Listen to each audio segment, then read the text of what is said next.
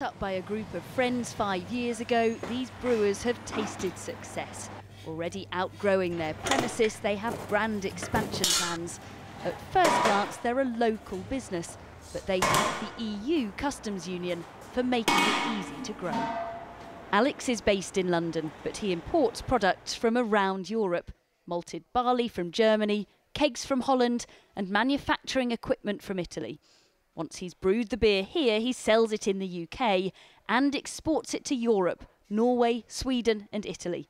The Customs Union means he can do this without paying any tariffs or taxes on imports or exports. The UK government is suggesting a temporary extension of these rules for around 2 years after we leave the EU in 2019, giving them time to negotiate trade deals with non-EU countries. The Brexit Secretary says the proposals will prevent a cliff edge for companies and is convinced the EU will agree. They are actually selling us 290 billion. They're selling us 290 billion, we're selling them 230 billion a year. It's in their interest. I mean, BMW do not want to have a customs border that is going to slow down their sales or add administrative costs. It might keep things simple and stop long queues at ports with customs red tape. But the trouble is, EU members can't strike new deals while they're in the Union, so why should we be able to?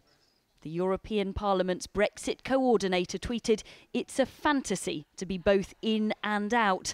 As for the long-term options, one proposal would mirror today's arrangements, meaning no checks at borders. The other would see a new customs border with new technology to ease the flow of goods. Alex worries the government is promising the impossible. He fears red tape and tariffs. Within the EU, there's some other really good beer and new craft beer producers. Are some of our export contracts we have at the moment, or they turn to other EU countries where there isn't that tariff. Today's paper has shown us there's hard work going on behind the scenes in government, but the response reminds us once again, we're not the only ones around the negotiating table. Tessa Chapman, 5 News.